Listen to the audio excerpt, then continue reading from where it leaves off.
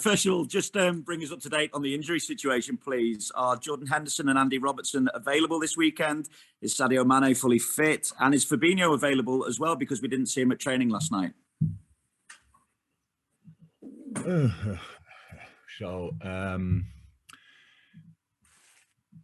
Endo and Robert didn't train with the team yet. They did their recovery stuff, rehab stuff, and yeah, didn't train with the team yet.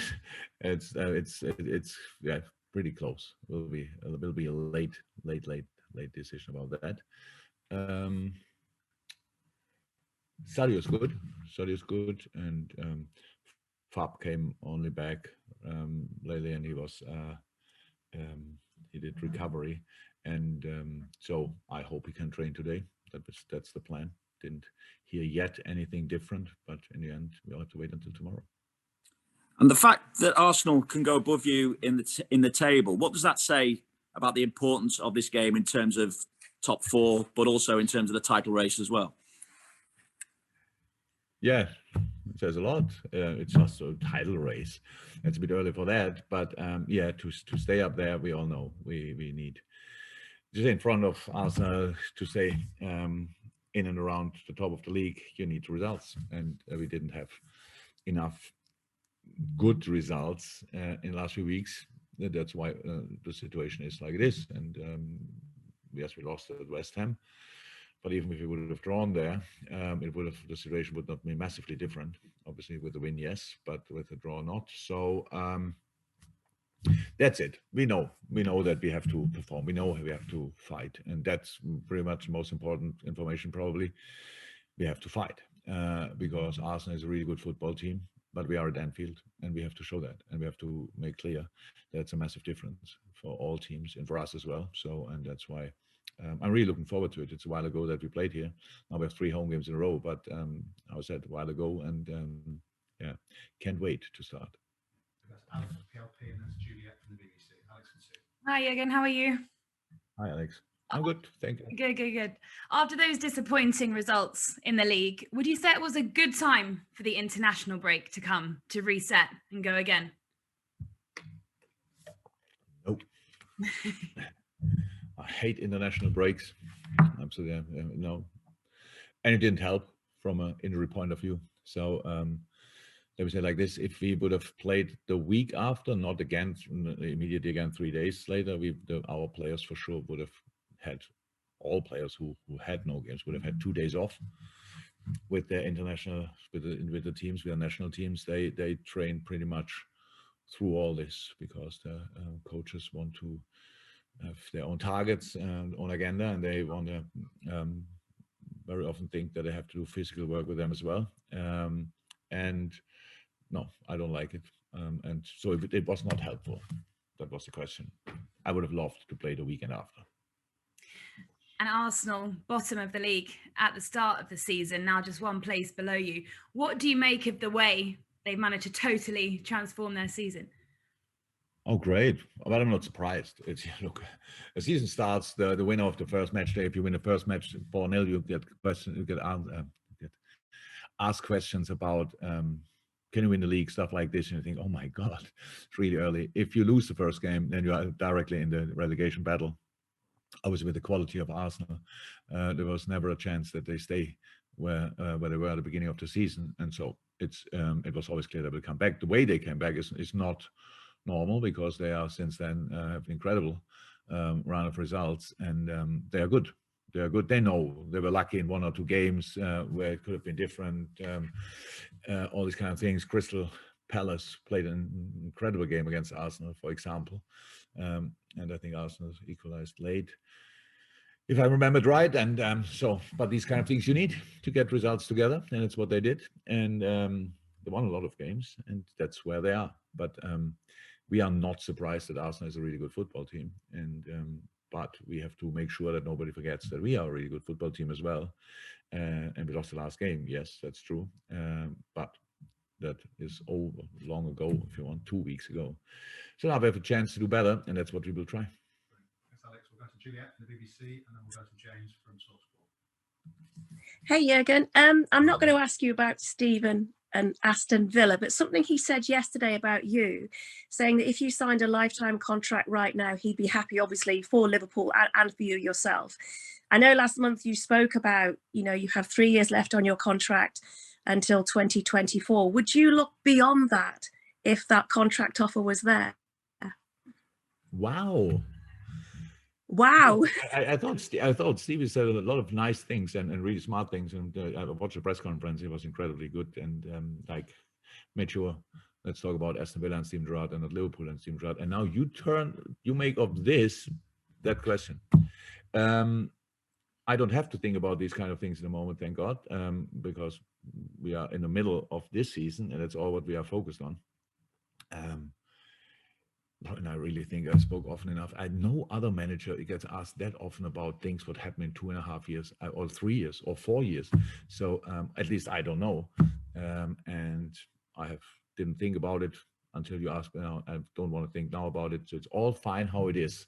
And it's over when it's over, but it's far away from being over. So let's focus on that. Thanks, Jules. We'll go to James from TalkSport, and then we'll go to Carl from BBC Merseyside. James.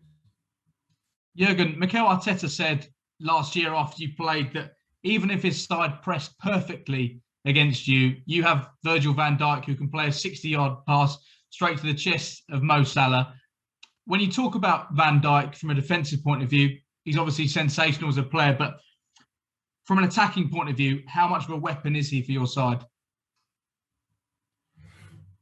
Yeah, very important to mix up our build-up is very important. He's not the only one who can play this sport, but he can play this sport. That's good. I think the boys, our centre halves, improved in the last few years a lot in all the build-up situations, and they very often are the first ones to get the ball from the goalkeeper. So it means that's an important role. They don't have to play the final pass, but they can play whatever. The second last or third last or whatever. So that's how it is. And the main thing about these kind of things is if you mix it up, it makes we feel that very often ourselves. It makes it just more difficult for the opposite team to adapt to it, because you think you have an idea for this pass, you have an idea for that pass, you can close the center, you close the gaps, all these kind of things, and then they play over your head. Many teams do that with us constantly, and so we thought years ago we should try that as well. And yes, it's. Virgil is a really good player, and I'm really happy that we have him. And yes, he has plenty of strength, and hopefully he can show them all on Saturday. If I can just ask you about Steven Gerrard, he said yesterday that you'd exchanged a few messages before the game. What messages did you send him ahead of his first game in charge at Aston Villa? No, not before the game. After he signed the contract, we exchanged messages. And there are messages, otherwise I would have posted them, which I don't do because they are private. And he said one thing, and yes, that's true. I'm looking forward to meet him. That's true. I'm really happy for him. But what we write is completely fine if that stays private. Carl with BBC Merseyside for one, then Carl Markham from Press Association. Then need the hands up for the breakout section, please. Hi, Jurgen. Hi. Nico Williams, he played really well for Wales on the international break at left back as well. He's shown his versatility. How much has he improved? And with all the games coming up, is he going to get more game time? Do you think? Is he pushing for a start? He's pushing. He did it already at Preston, which is good. And Nico's a young player, and he plays at Liverpool, which is we are a pretty good football team. It's not that easy to get in the first team. On his maybe natural position. I'm not sure if really right back is the natural position, but there's Trent Alexander-Arnold, and then if he couldn't play and Nico was not fit, then James Milner played there in an incredible way, to be honest. Yeah, but Nico, I saw images of his performances, and he did really well, especially offensively. Big chance against Belgium in the last minute or so. It's all about pushing, and that's what he's doing. So he's not doing anything wrong, and then it's about opportunity coming up. And on the midfield, with injuries, you've used 9 different combinations. How difficult does it make it in? Does it make it in both attacking and defending, where it's not settled as you would like as well? Yeah, it's not easy, but if it would be easy, our owners wouldn't be not pay that much money to sort all these problems. That's how it is. We have to deal with that. Would I wish to play always the same three? No, because we have too many games for that. But would it be cool to have the choice between 5, 6, and 7? Yes, that would be really cool. And would it be cool to have some training days together to have a look what works out in the best way? That would be cool as well. But we don't have neither nor. So we have to deal with our situation. And last year, a situation, a really strange situation, a center half position. This year, it looks like we have a midfield disease, and we have to deal with that. And that's what we do. But there's no excuses for anything. We wanna win football games, and we have to find a solution for the specific game. And the next one is Arsenal. Final question in this section from Carl Mark, and then we'll go to the people who have hands up from the Carl. Hi, Jürgen. Hi, Carl. Just to go back to the Nico situation, he's played more minutes for Wales than he has for Liverpool, and the Wales boss said this week that those players that are not playing games, he would support them looking for regular football in January. Obviously, he's thinking about his own position and what he can do for the Wales team.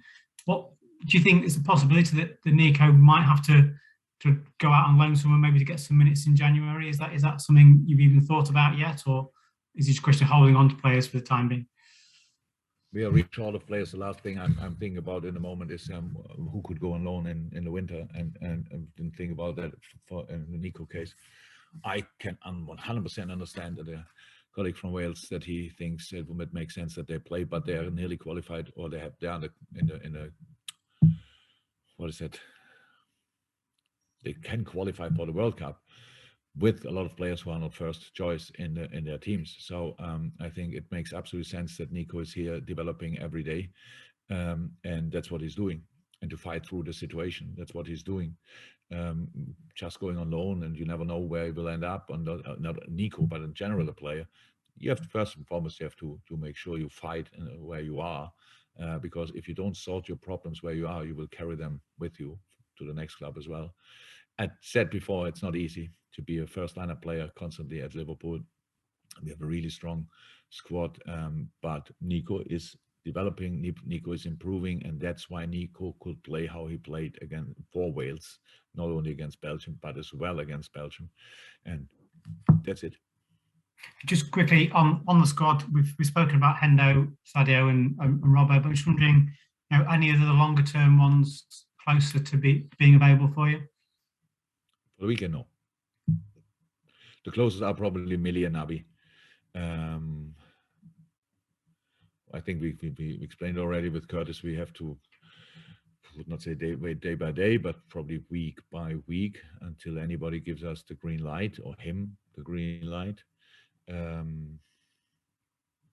Harvey is doing really well, but there's still some time in between now and the moment when he can start again for us. And Joe, yeah, doing well, but needs time. Bobby, doing well, needs time.